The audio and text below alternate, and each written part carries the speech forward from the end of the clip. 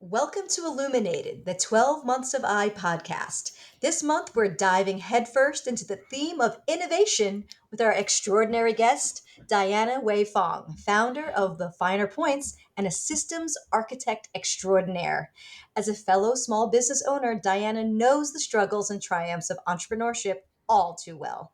She's passionate about helping entrepreneurs like you create and implement effective business systems to take your venture to new heights. Say goodbye to sticky note processes and hello to strategic approach to business operations. Diana is here to guide you through the nitty gritty details and help you transition from surviving to thriving with a focus on the long game. She's dedicated to helping unleash your full potential and make lasting impact in the world. Join us as we sit down with Diana Wei Fong to explore the powers of innovation and discover how you can revolutionize your business for success. Welcome to the show, Diana.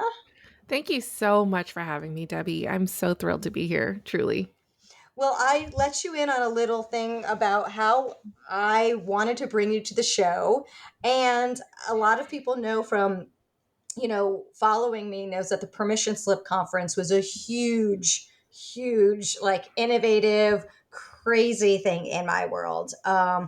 And we met briefly after that and kind of had to sit down, and I wasn't quite ready.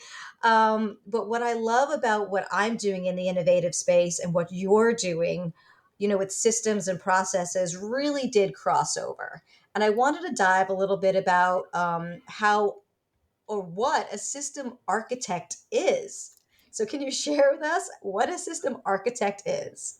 Yes. Well, I love systems and I don't like to be pigeonholed into how I help someone, right? Because for everyone, a system is what makes your business, quite frankly, run on the back end. It's efficient, it's scalable, there's agility to it, and there's implementation. But for me, I like I don't love to give a template and said one size fits all. And so I envision myself kind of like an architect in which how do we customize this for you so that it works for your business? How do we do this in a holistic manner so that you and your family, because let's be real, your family is very involved in your business whether they want to be or not, right? So how do we get everyone in a on the same page and so that all systems are go on the personal side and the work side together. So, what is your innovative approach to doing this? You said that it is definitely not a one size fits all. So, Mhm. when you start this architecture, is it kind of like, well, you're building a house, you sit down with a client? Like, walk us through your process. Yeah, I think that's the most frustrating part for my clients is they're like, "Well, you tell me what I should be doing." But actually, it's the other way around. It's your business, it's your dream, it's your goals, and so I actually start with you. What are you trying to accomplish in this world, and what has worked and what has not worked? And then from there, we take your personal life into account because that weighs on us more than we think. If we say, let's for example say, like, if your child has school activities and you're missing them because you need to do X, Y, and Z for your business because you didn't send an invoice because you don't have a system in place, well, that weighs on the back of your mind, and so how do we put that in the forefront and account for it, and then take all of your business goals now and line them up around it so that both and are in consideration. So it's customizable to you. You're not going to use something that was made for someone else, which is why a lot of people that come to me say, I tried to watch courses, I took YouTube videos, I did all the things and it's not working. And they're looking for the thing that makes it click for them. So this is where the customization really comes in because I need to know your learning curve, your confidence level, your tech level, like how much do you know? You as a business owner, you are very good at what you do. If you own a bakery, you're amazing at baking, you know? You're probably not amazing at maybe it's tech, maybe it's finances, maybe it's invoicing for the catering orders, right? But I think we are expected to be very good at all the things, and in reality, we're not. And there's tools to help support us, and there's people to help support us. And so that's what I mean by customization. It has to work for you. It has to make sense for your brain and the way that your brain is wired. If you're a creative type, I could give you a spreadsheet and be like, follow the spreadsheet. It's going to work. That's, have you met a creative? That's not going to work. you know? so, yeah, that's what I mean by customization. That's what I mean by architect. It is kind of building that dream business house, so to speak, you know? That's really interesting because I was actually going to ask you a follow up about creative people because I've actually helped some businesses as well kind of come in, take a look at it. And one of them in particular were musicians. And oh my goodness, they loved talking. They loved being able to sell like what they do. They weren't salespeople. But man, when it came to those processes of getting the information in and then they just lost it because it didn't trigger something. Like they just wanted to be Yeah. like, here's the information, then what happens? And Yes. creating those processes, especially for creatives, is really difficult because you have to tap into, what will work for them. And that's what I love about what you do is that it isn't one size fits all. And can you give us some examples of your clients without saying any names or anything that may resonate with some entrepreneurs out there in the creative space? Yes. One story in particular that I tell because it actually happens a lot to me. This is a repetitive story from multiple clients is they don't know if they've sent an invoice and they don't know if they've gotten paid. It sounds so basic, but that is actually one of the most common stories I get is there's a photographer. She was my first who said it to me, and so she sticks out in my brain. But she she was shooting a wedding, and the mother-in-law came up to her at the wedding and said, did we ever pay you? No idea. Oh my And goodness. like people book weddings out like 2 years in advance. She's like, I don't even know where to look. I don't know. She's like, do I go back of 2 years worth of bank statements? It's embarrassing to go back and even ask for payment at this point. So she, in her situation, she just kind of sucked it up and ate the loss. But um, I had another client who just, tried very hard to do it on their own, bought all the courses, bought everything, bought templates and, you know, fix its and read all the books and went to the conferences and did the listen to podcasts all the time. She just could not launch her business, just could not make it work. And sweet girl, she's really bright, so freaking bright. It just wasn't clicking. It just wasn't clicking. And I just sat down with her for 3 days and we knocked it out in person and we came up with a way that actually made sense to her brain. And now she's crushing it. So, we had to figure it out though. It wasn't like, oh, it's not working for me because of X. I think we look for shortcuts. We look for these. Me too. I'm trying to save time. I'm trying to save money all the time. And some things work and some things don't. And so just trying to figure out what's the best way and style to help someone. That's why there's not a one size fits all planner out there in the world, right? Like we Mhm. always try different planners out. That's why there's not one type of cell phone. That's, all these things. Like we all need to learn differently. We all need to utilize technology differently. And I just have to figure out how to help you unlock it so it makes sense and it's easier for your life. The system that we create for you can't take more effort and time because already it's not being prioritized. And so if I know that this is what's going to unlock success for you, it has to fit in with the lifestyle that you're running. So maybe that is like someone that can't keep a calendar. Okay, well then I need to teach you how to use a calendar, but also I need to help you, you know, not fear the calendar, help someone help you, like things like that. And so we've got to figure out how to get around all these barriers that we place for ourselves to get to success. That's awesome. One thing you brought up, which I didn't realize because I'm like, I'm pretty organized, but I do realize in the meetings industry when we do, so I do venue sourcing mostly. Mhm. That's what we do.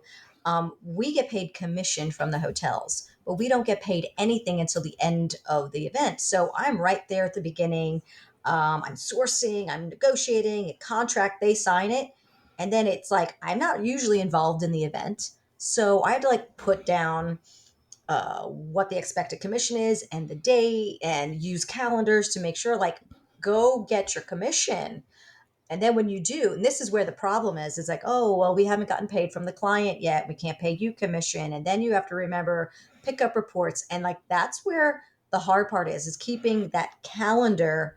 Do you find that that is the one roadblock that you find the most is calendar utilization? Yeah. Calendaring is so difficult. We all have such varied feelings about it.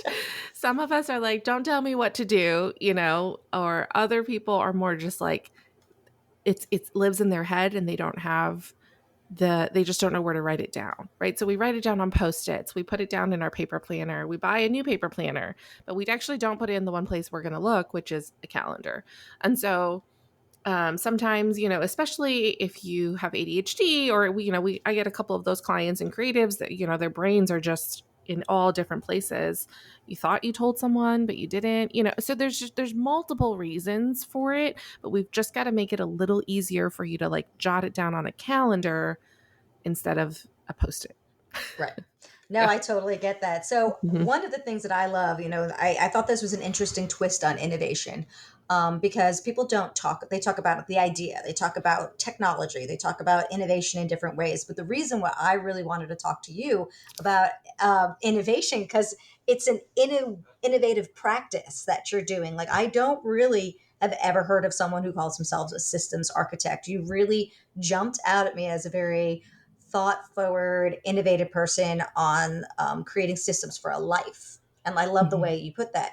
What are some tools you use in an innovative space to help you along the way? This is going to sound really archaic because we're talking about innovation. But I do this with all my clients who, ask for it. I fly to them and we sit down and I create these enormous sticker calendars. And they're huge. It takes up a whole wall and we map out the next 6 months. And so that we start there. We start with what we know. And I think that sounds actually a little too basic, but it's not, because a lot of times we're like, yeah, I would love to go to the beach in July. Did you remember that you also committed to a podcast interview and your kids are out of school and they have summer camp and Mhm. so maybe the vacation's great, but if you just pushed it back 2 days, you would be less stressed, right? And so it's kind of like we make a lot of goals in January. All of us do, right? Some of us call it goals, some of it call it like aspirations, a lot of us call it resolutions.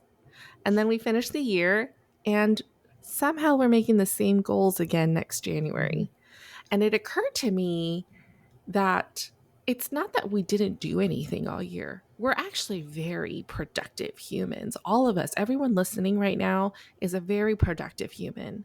But we actually place the emphasis on the wrong thing, which is we're not planning for the goals. We are just trying to exist.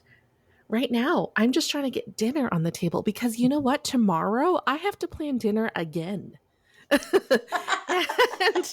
that sounds revolutionary to some, but did you know dinner is every day?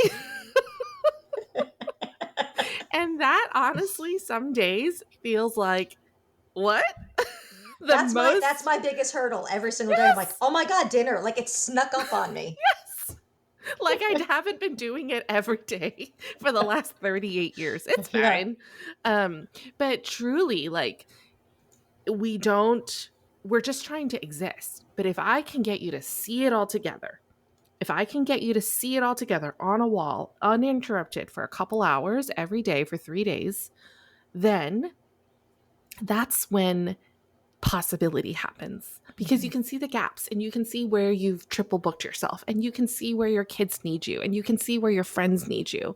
And you can actually, like, especially as women, you and I, we tend to think we can do a lot more than we say we can. Absolutely. And then we're disappointed in ourselves at the end of the day. And the disappointment may be temporary feeling, but it builds up. And as business owners, that feeling of disappointment really builds up and affects the way that you run your business the next day. It affects the way you show up the next day. Mhm. But if I can help you bite size it down into something that works within the lifestyle that you have, well, then there's no disappointment. And we've planned for dinners. I had one client, I had one client, that was her biggest hurdle too, dinners. And so I said, great. What do we need to do to help you with that? And she's like, I just don't want to sit down and think about what to eat. And I just want to go to the grocery store and know what to buy. But I also don't want to eat the same thing every day. And I said, great. So we made a 1-month calendar of meals where there is 4 different types of dishes, like in terms of like Italian or Asian or whatever. And we just mapped it out for a month. And then I made grocery lists for all 4 weeks. And then we hit repeat. So every 4 weeks, they get the same meal, but it's like a variety enough. And we accounted for leftovers and we accounted for the amount of whatever, right? Like she has meals planned for the next year. She just Wow. has to literally add the same items every 4 weeks to the cart and go. And so I made 4 different carts for her and just hit reorder on week 1, reorder on week 2, reorder on week 3, reorder on week 4, right? And then when it's week 5, it's okay. You can go back to week 1 because that just helps you kind of like vary it up a little in your brain too. So is that normal? No. But is that what we needed so that she could focus on the things she really wants to do, which is write a book? Yeah. Let's do it. Wow. That's like actually so mind blowing because when we talk about our business goals, like I have, you should see this. I mean, this is my vision benchmarks. I have my Yeah. benchmarks. I have I my love it. action plan. I have Yes. what my vision is. I have this all written down, and every day, one of my biggest things was I'm going to meditate every single day for 20 minutes. It's a non-negotiable. It Mm-hmm. sets me up, right? So now I have my alarm set a half an hour earlier than when I have the kids, have to get them up. I'm always up before everybody. I do that. That is a non-negotiable. And then I was like, oh, I could bring one more thing in. I was like, I'm going to work out. Working out did not, even though I was doing it right here, it was a month. I was so good. And I was like meal planning. I was like, I'm eating my breakfasts. I'm eating this, blah, blah. But some things you really have to like, you have to get in the rhythm first. So like I have mastered meditation. Like that's Mm-hmm. the one thing that I've been doing great. I wasn't ready to add in yet. And how do you deal with clients who are like, "Oh my god, I need a complete change." Do you introduce things like this one at a time? I would like to, but most of my clients feel like, let's just do it all. I have one client in particular. I was like, we broke down the next 6 months of like everything. So we started from she wants to run workshops. And so she's running workshops. And then from that content, we figured out her blogs and her newsletters from the same content, just repurposed, and then all her social. And so then like she just wants to run, and so then she added on like graphics and templates and this, and I'm going to do a freebie here and a lead magnet. And I was like, and then she burned out after like 3 days. And then she'd call me again and she's like, it's not working. And I'm like, that's not the system that's not working. It's not, you've gone rogue. So let's try again, And obviously, like the system I came up with was too slow paced for her. So now I've got to find something to help her feel productive. I'm not a therapist, right? So there's only so much I can control. Some of this is we all need to go to therapy. Everyone listening needs to go to therapy. I highly endorse it. But some of it too is figuring out, okay, that isn't helping her feel productive. And so it's not my job to fix that feeling, but it's my job to help support that feeling. How do I help you feel like what you want to do? Or sometimes we just need to be reminded of our goals. Your goal was actually to slow down so that you could spend more time with your son. So instead of us feeling like this was intentional, we have to remind ourselves that some the things that we place were intentional. And sometimes that was the most innovative idea, right? Is just, I don't have to do a week's worth of things in the next 30 minutes because I actually planned to spend time with my child for 30 minutes and come back. And that feels very counterproductive to us. Oh, absolutely. Oh my gosh. I think, like for me, I've got two kids. I have a 7-year-old and an 11-year-old. My son is graduating fifth grade this year, and I was supposed to go to a conference that I look forward to every year. I'm on the board of this Mhm. association. And when the dates came out, I was like, oh my gosh, that's the last week in school, which I did not know there'd be like, obviously, there would be some sort of graduation. And I said, all right, I got my daughter's recital that day. My husband's away. I was like, I can fit it in. And went, no, because I will not be present for Mhm. anybody. I will be tired. I'll be tired at the conference. I'll be tired for my daughter's recital because I'll be thinking about things. I wouldn't be present even if I drove all night to be at my son's graduation. And sometimes it's very hard as a business owner, a mom, a wife to prioritize. Like I need to get clients. It's like my new website's going to build. This is my perfect opportunity. And you say to yourself, slow down. Like, because I think that it's very, very difficult because we want to do better. Like one of my goals is like just to make enough money a month where we're really comfortable and I could put it towards thing or buy a new car, go on vacation and have family things. But if I don't have the time to do those things, is it worth it at all? How do you talk to, especially, I know you work with a lot of women, but how do you talk to them about, really, I loved what Erica was talking about, filling the cups, the three cups of the me, the business, and then, the family. And how do you talk to your clients about understanding that you can't keep filling one cup because it's going to overflow? Yeah, that's a great question. And I want to acknowledge the growth that you just mentioned in yourself of knowing when you needed rest and when you can serve well. Um, this is the beauty of that basic 6 month calendar that we do together with my clients. It sounds basic, but again, that sometimes is the most innovative thing we're doing because not only are we allowing ourselves rest, if we had planned for that on the calendar, the question I always ask is, can you do this the very next day? What needs to happen to serve well after you finish an event?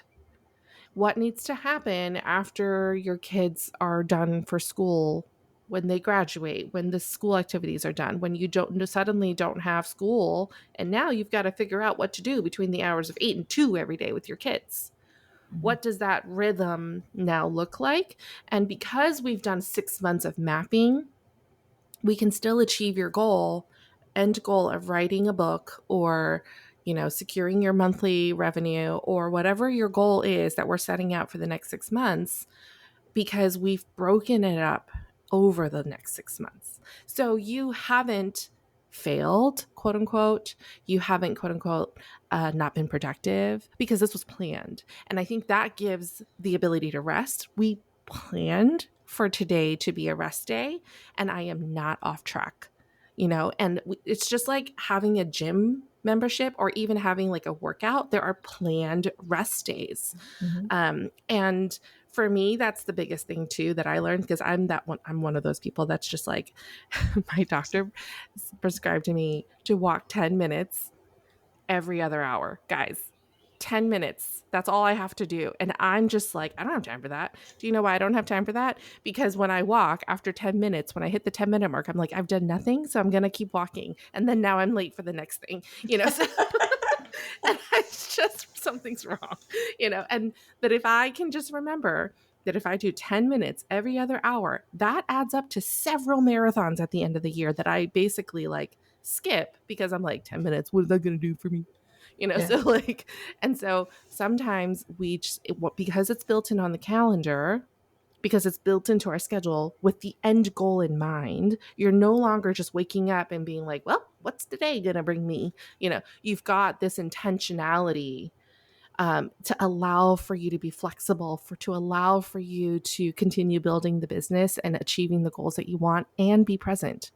Um, is it perfect? No, life happens. I shared with you this morning, my mom's really sick, Yeah. and so, but knowing that for the next 6 months and knowing that I can know what to move, I can figure out where to give me space when I need it, when I need to go see her and visit her, etc. So, um, I don't know. It's hard. It feels funny to say that the calendar is the innovation, but I think that it is. No, and that's so funny because innovation doesn't have to be, this huge idea. Innovating Hmm. is taking the idea and making it better. So you like literally just took the idea and are making it better, and you utilizing it for people across the board on their specific situations. Hmm. Because I live and die by my calendar. I actually, one of the other takeaways I had from that conference was I'm scheduling my days. So like Monday is marketing day and Tuesday is CEO day where I take care of stuff. I take classes, that better me as a CEO. And then I've got my client days and my networking days. And then Friday is my personal growth day. That is the day where I try not to schedule things. I've had to open up my calendar a little bit because it was a little rigid, but like I schedule a massage that day. I will put my out of office in. I will tell people on my out of office, I'm reading this book. You should go read it too. Like run. But today I'm taking my relaxation. Sometimes that works. Sometimes it doesn't. Hmm. Sometimes I have to jump in because that's the only time I can schedule a call with my developer. But you have to be in control and also be able to say no. I think that is the hardest thing for people to do is say, you know what? No, this is more important. Or no, I can't do, or I'm not able. I hate the word can't, but it doesn't fit in my schedule. And Yeah. being accountable to your schedule. Hmm. And I think, you know, again, I don't want it to sound rigid for those, especially like creatives who have a harder time with the calendar.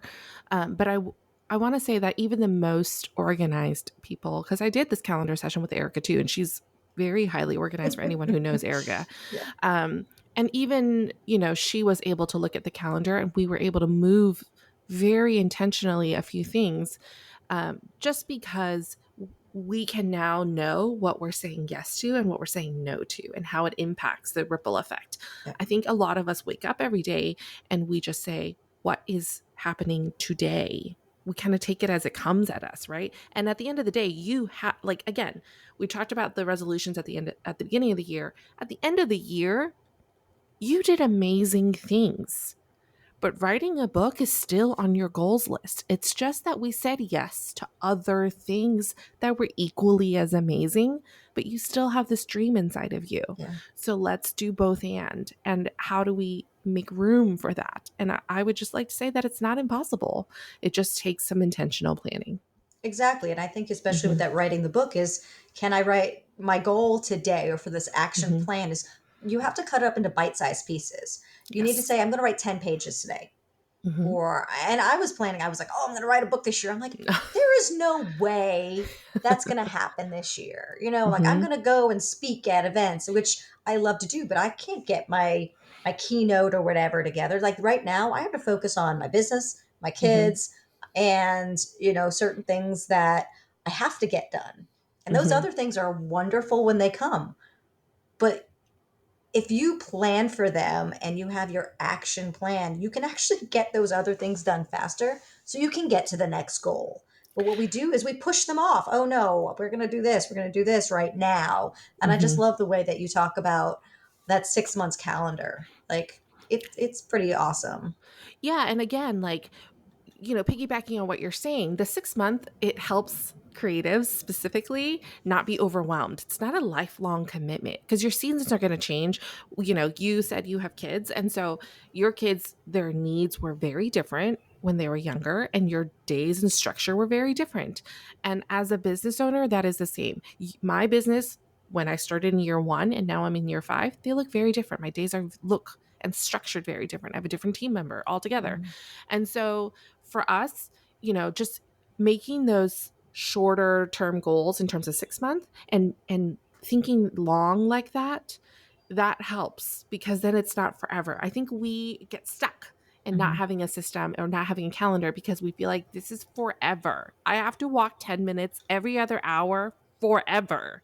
And that just seems like a lifelong I Yeah, can't. I can't. I can't Um commit. I can't commit, but what I can commit to, because you're like, Debbie, you expressed saying no right now to writing a book. But what you are doing right now is speaking. And do you know what happens when you're about to sit down and write the book? You're going to pull from the notes when you are writing your talks. It's not thrown away. We look at them as singular goals, but they're not. And so if I can get everyone to look at it holistically and say the things that you're doing right now, they're all going to be in your book. The time you're spending with your kids right now, that will probably show up in the book some way, somehow. I guarantee you, right? And so it's not no forever. It's just no for the next 6 months. Right. Or no for now. Yeah. Yeah. And Yeah. I think one of the biggest things that I learned, especially during the pandemic, when like everything shut down, you weren't getting FOMO. I had huge. It wasn't even like FOMO. I had like a whole other word for it. It was like I was just fear. It wasn't just fear of missing out. It was fear of like not being there. Like it was just a weird word. I don't even remember what I came up with. But as things were coming back, I was like, no, I need to go to all these things. Mhm.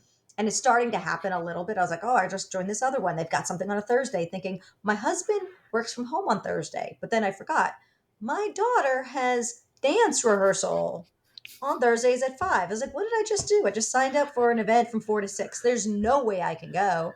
But you just Mhm. kind of get excited sometimes and you want to go to do things, especially coming out of being an extrovert that is like, now you have to go sit at soccer practice for an hour. But I was like, you know what? That's important to my son, and dance is important to my daughter.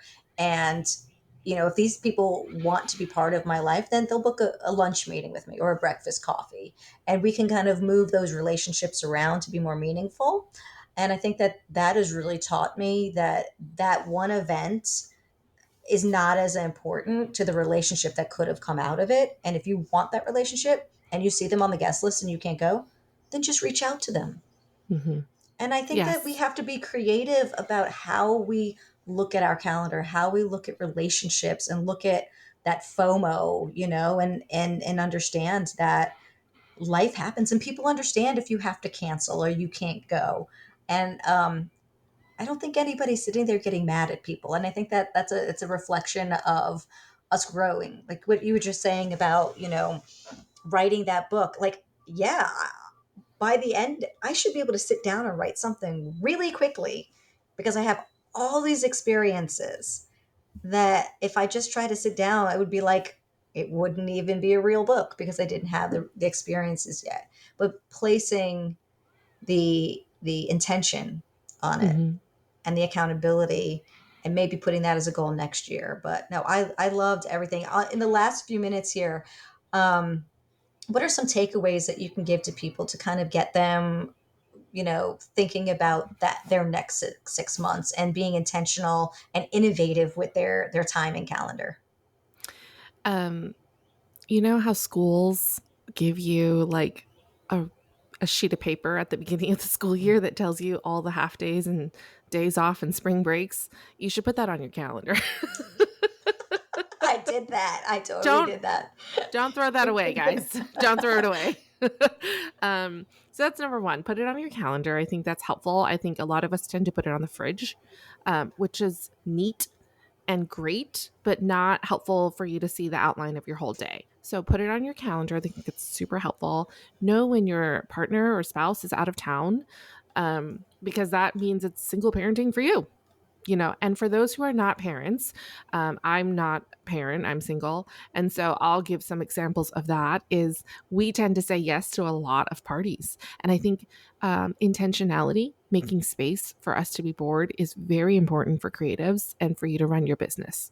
It is, you need to have 2 days a week where there's nothing on your calendar in order for you to feel like you're not just running the hamster wheel and doing your business instead of enjoying your business. What fuels your creative soul? Do you need to come up with a new recipe for your bakery? Do you need to have coffee with someone one on one if you're an introvert? Do you need to not speak to someone? For a lot of us, we need to read fiction. That sounds really crazy because I think we give ourselves guilt that we need to read a book that's educational for us with our free time. But the best thing you can do is to let your imagination run. And that will refuel you actually more than giving yourself the guilt that you need.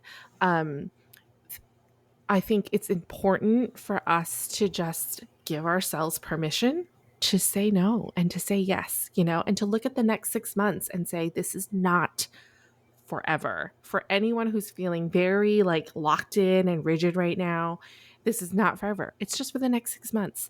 Put all of your important things on the calendar. For example, your spouse's birthdays, those are important. Put those on there.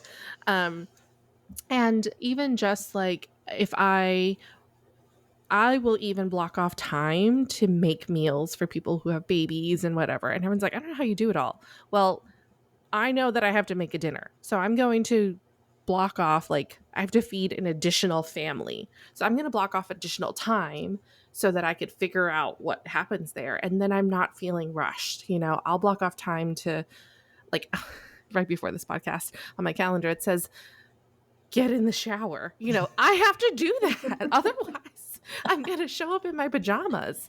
And that is entertaining for all of us involved. So, you know, just baby steps, whatever you need to do to get yourself there. You're already giving yourself more flexibility and agility. This sounds counterintuitive, but I promise you it's going to give you more flexibility and agility if you can just put it on the calendar, just try it. Share your calendar with someone if you want some accountability. Don't let the day just kind of end the day and say, like, how did we get here? What's for dinner? Mm-hmm. There is something to meal planning, I promise. But also there's something to asking for help, which is something I'm learning. Yep. Asking for help is a very, very hard thing for women in particular, especially entrepreneurs. We think we can do it all, and we can't. Yep. So I really appreciate your conversation, and thank you so much. I thoroughly enjoy talking to you, and when I am ready, I will probably be calling you, but I love my calendar. So like, I'd be like your A student, like, yes, help me. Because mine's the meal planning. It's definitely like, oops, I have to feed people today. Yep. So yep. It's okay. Yep. It's okay. We will get you a 1-year meal calendar if we have to. It's okay. We'll figure it out. It's taking it the next step. It's like getting the groceries. I think that's my problem. It's like, it's not it's making sure the groceries are ordered. And I love that. I didn't even think about that. So bravo. 4 carts. 1, 2, 3, 4. That's so innovative. I love it. Thank you so much, Diana, for being our guest this month. And, you know, it may, for people that may not quite see the correlation, I definitely do, between innovating your life and innovating your calendar to make it work for you. So I appreciate you being here. We'll make sure everyone can have your contact information to schedule a one-on-one with you, because I do think that you can help so many people out there, especially the creatives and the meetings industry people. So thank you so much. You're welcome. Thank you so much for having me. It was a blast.